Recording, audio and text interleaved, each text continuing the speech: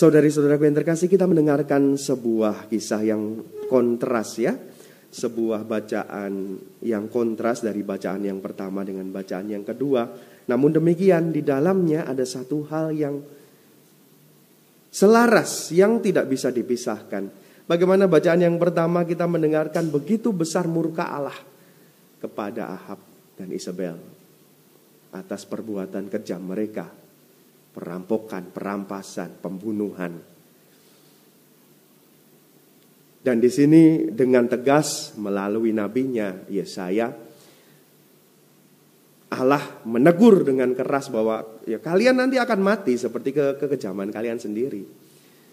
Ini caranya perjanjian lama menggambarkan keadilan itu seperti itu. Ketika ada seseorang sudah mengambil hak orang lain, ya dia nanti akan mengalami nasib yang ya kurang lebih sama dengan Nabot yang ditumpahkan darahnya di tanah tempat yang dia miliki. Disitulah kemudian nanti diancam demikian bahwa Ahab dan Isabel juga akan mati demikian. Tetapi kemudian di akhir bacaan ini yang begitu keras tadi ya, begitu keras mengatakan sebuah pembalasan tampaknya begitu. Di akhir bacaan ini kemudian Tuhan berkata kepada Elia ya. Elia orang Tisbe. Tuhan berkata, apakah kau sudah melihat Ahab bertobat? Aku sudah melihat pertobatannya. Dia merendahkan diri di hadapanku. Oleh karena itu ia telah merendahkan diri di hadapanku, maka aku tidak akan mendatangkan malapetaka di zamannya. Disinilah saya mau ungkapkan, mau angkat tentang pengampunan, kerahiman Allah ketika melihat ada orang yang bertobat. Bahkan pendosa sebesar apapun dosanya diberi kesempatan untuk bertobat. Dan inilah kita sekalian orang-orang Katolik, anak-anak Bapa, anak-anak Allah, anak-anak terang, itu diundang untuk memiliki hati penuh belas kasih seperti Bapa semacam ini. Bagaimana kita sudah diteladani oleh banyak orang kudus, santo-santa, salah satunya Santa Teresia, anak-anak Yesus, yang dalam hidupnya itu setiap hari dia berdoa untuk para narapidana terhukum mati. Jelas narapidana terhukum mati ini mereka adalah orang-orang yang kelakuannya jelas mungkin sangat kejam ya. Sangat kejam. Tapi ia berdoa untuk pertobatan mereka, untuk keselamatan jiwa mereka. Karena mereka pun juga punya kesempatan yang sama untuk bertobat. Maka tadi dalam bacaan Injil Yesus mengatakan ya, kalau kamu hanya mengasihi orang-orang yang biasa memberi kamu salam halo atau yang menyapa kamu, ya itu hanya sekedar mengembalikan saja, tidak ada lebihnya, tidak ada bedanya dengan yang lain. Tetapi kalau kita mengasihi bahkan orang-orang yang tidak mengasihi kita, mendoakan yang sama sekali tidak kita kenal, tapi membutuhkan doa kita. Misalnya ketika ada orang terkena bencana dan kita tidak mengenal mereka, tapi kita relate dan berdoa bagi mereka.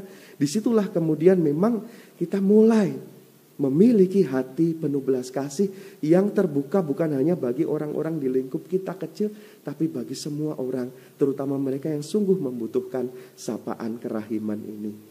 Saudari-saudaraku yang terkasih, memang membenci itu mudah. Ya, membenci itu mudah. Kalau mengasihi, apalagi mengasihi musuh itu sesuatu yang mungkin di luar kemampuan manusia. Alami manusia itu rasanya kalau dimusuhi ya kita balas memusuhi. Alaminya begitu ya. Tetapi memang saudari-saudaraku yang terkasih, Yesus, Bapa, kerahiman Allah mengundang kita untuk memiliki hati yang terbuka, hati yang penuh kasih kepada siapapun, bahkan musuh kita.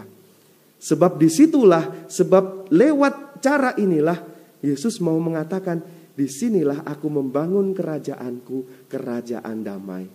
Damai sejahtera hanya bisa terwujud dibangun dalam kasih. Tanpa kasih yang seperti ini, damai tidak akan mungkin terjadi. Ketika kejahatan kemudian tetap dibalas dengan kejahatan, ketika yang panas tetap kemudian dilawan dengan yang panas, damai tidak akan pernah terjadi. Maka kita sekalian yang menjadi anak-anak terang, diundang untuk menjadi anak-anak yang membawa damai. Kita diundang untuk memiliki hati yang penuh kasih, berani mengasihi sekalipun musuh-musuh orang yang menganiaya kita.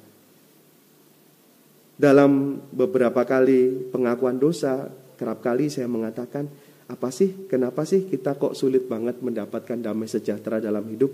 Karena kita itu seringkali membawa kebencian ini kemana-mana, membawa dendam dan sebagainya kemana-mana. Disitulah yang membuat kita bahkan semakin jauh dari yang namanya damai. Padahal kita hidup itu sebenarnya yang diinginkan adalah hidup damai, sejahtera, tenang gitu kan. Tapi ketika kita masih terus membawa rasa benci, dendam, amarah dan sebagainya, disitulah kita tidak akan semakin jauh untuk mewujudkan damai.